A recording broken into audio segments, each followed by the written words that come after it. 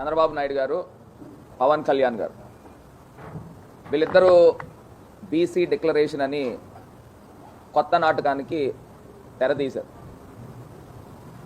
వీళ్ళేదో పెద్ద బీసీలను ఉద్ధరించినట్టు, బీసీల యొక్క జీవితాలని మార్చినట్టు ఒక అద్భుతమైన యాక్టింగ్ పర్ఫార్మెన్స్ నిన్న వేదికగా చేస్తూ ఉన్నారు. నాకు ఆశ్చర్యం అనిపిస్తూ ఉంది. 14 సంవత్సరాల్లో బీసీల యొక్క జీవితాలు మార్చలేదు, కానీ ఇవాళ కొత్తగా డ్రామాకి రక్తి కట్టిస్తూ ఉన్నారు. ఇన్స్టాగ్రామ్ లో రీల్స్ చేసుకుంటూ డ్రామాలు చేసే నువ్వు కూడా ఈరోజు చంద్రబాబు నాయుడు గారిని, పవన్ కళ్యాణ్ గారి గురించి నువ్వు విమర్శలు చేస్తున్నావు. నువ్వు కూడా ఒక బీసీ బిడ్డవే కదా ఈ మార్గాన్ని భరత్. ఈరోజు బీసీ డిక్లరేషన్ ని చంద్రబాబు నాయుడు గారు, పవన్ కళ్యాణ్ గారు ప్రకటించడంతో ఈరోజు బీసీల మీద ప్రేమతోటి సరికొత్త డ్రామాకు తెరకెక్కిచ్చారు వీళ్ళిద్దరు అని నువ్వు మాట్లాడుతున్నావు. నువ్వు బీసీ బిడ్డవే కదా. ఈరోజు నిజంగా నువ్వు బీసీ బిడ్డవైతే ఈ ఆంధ్రప్రదేశ్ రాష్ట్రంలో 9వ తరగతి చదువుకుంటున్న అమర్నాథ్ గౌడ్ ఒక బీసీ బిడ్డ.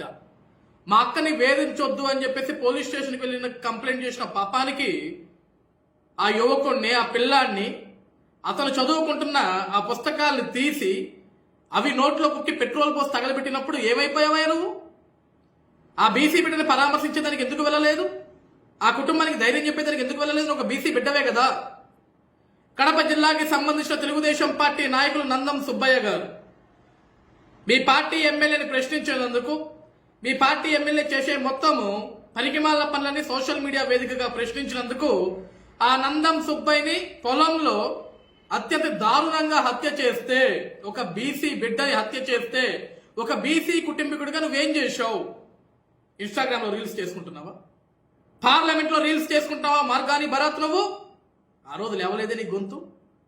ఈరోజు చంద్రబాబు నాయుడు గారు, పవన్ కళ్యాణ్ గారు ఇద్దరు కూడా బీసీ డిక్లరేషన్ ఫామ్ విడుదల చేసిన తర్వాత ఈరోజు నోరెత్తుతున్నావా నువ్వు? నందం సుబ్బయ్యని అత్యంత దారుణంగా చంపిన రోజు ఏమైపోయావయ్యా? నీ గొంతు ఏమైపోయింది? గుంటూరు జిల్లా తోట చంద్రయ్య గారిని, ఒక బీసీ బిడ్డని అత్యంత ఘోరాతి ఘోరంగా గొంతు కోసి, పీక కోసి చంపేస్తే ఏమైపోయావు నువ్వు? ఆ రోజు ఏమైపోయింది నీ గొంతు? ఎందుకు మాట్లాడలేదు? ఎందుకు ప్రశ్నించలేదు? ఒక బీసీ బిడ్డగా, ఒక బీసీ కుటుంబీకుడు హత్య గావించబడితే ఎందుకు ఆ కుటుంబాన్ని పరామర్శించలేదు? ఆ కుటుంబం గురించి కనీసం మాట్లాడలేదు? తోట చంద్రయ్య గురించి కనీసం పార్లమెంట్ లో గొంతెత్తలేదు నువ్వు. ఈరోజు బీసీల గురించి నువ్వు మాట్లాడుతున్నావా? నీ ముఖం మీద ఒక ఎంపీ సీట్ విసిరేయంగానే ఆ సీట్ తీసుకొని పార్లమెంట్ లో కూర్చొని రీల్స్ చేసుకుంటూ ఈరోజు ఆంధ్రప్రదేశ్ రాష్ట్రంలో బీసీలని అత్యంత ఘోరాతి ఘోరంగా ఉక్కుపాదం మోపి వాళ్ళని తొక్కేసుకుంటూ వెళ్ళిపోతుంటే నీ నాయకుడు జగన్మోహన్ రెడ్డి కనీసం అతన్ని ప్రశ్నించకుండా ఈరోజు 34% రిజర్వేషన్ ఉన్న బీసీలకి ఆ 34% 24% తగ్గించినప్పుడు కూడా కనీసం నువ్వు మాట్లాడకుండా, ఈరోజు సిగ్గు లేకుండా ఈరోజు BC declaration Telugu Desam party, Janasena ప్రకటిస్తే నువ్వు మీడియా ముందుకు వచ్చి సిగ్గులేని మాట్లాడుతున్నావా? పోయి ఇన్స్టాగ్రామ్ లో రీల్స్ చేసుకో. ఈరోజు నువ్వు బీసీలకి ఉద్ధరించింది, బీసీలకు నువ్వు పడిచింది ఏమీ లేదు. ఒక బీసీ బిడ్డగా బీసీ కులానికి ద్రోహం చేసావు, వెన్నుపోటు పడిచావు. నీకు ఎంపీ సీట్ వచ్చింది కాబట్టి నువ్వు హ్యాపీగా ఇన్స్టాగ్రామ్ లో రీల్స్ చేసుకుంటున్నావు. ఎవరు గొంతు కోసినా, ఎవరిని తగలబెట్టినా, ఎవరిని హత్య చేసినా సరే నువ్వు పట్టించుకోనికి అవసరం లేదు. ఎందుకంటే నువ్వు జగన్మోహన్ రెడ్డి దగ్గర బానిసవి. ఈరోజు బీసీ బిడ్డలు ఎవరు కూడా జగన్మోహన్ రెడ్డి కాళ్ళ దగ్గర బానిసలుగా బ్రతకాలనుకోవటంలా. వాళ్ళు నిజాయితీగా బ్రతుకుతాం అనుకుంటున్నారు, ధైర్యంగా బ్రతుకుతాం అనుకుంటున్నారు. ఈరోజు ఆంధ్రప్రదేశ్ రాష్ట్రంలో ప్రతి ఒక్క బీసీ బిడ్డ కూడా, ప్రతి ఒక్క బీసీ కుటుంబీకుడు కూడా తెలుగుదేశం పార్టీ, జనసేనతో కలిసి నడిచేదానికి సిద్ధంగా ఉన్నారు. నీలాంటి వెన్నుపోటుదారులతో కలిసి నడిచేదానికి సిద్ధంగా లేరు. మార్గాని భరత్, చాతనైతే బీసీలకి న్యాయం చేయి.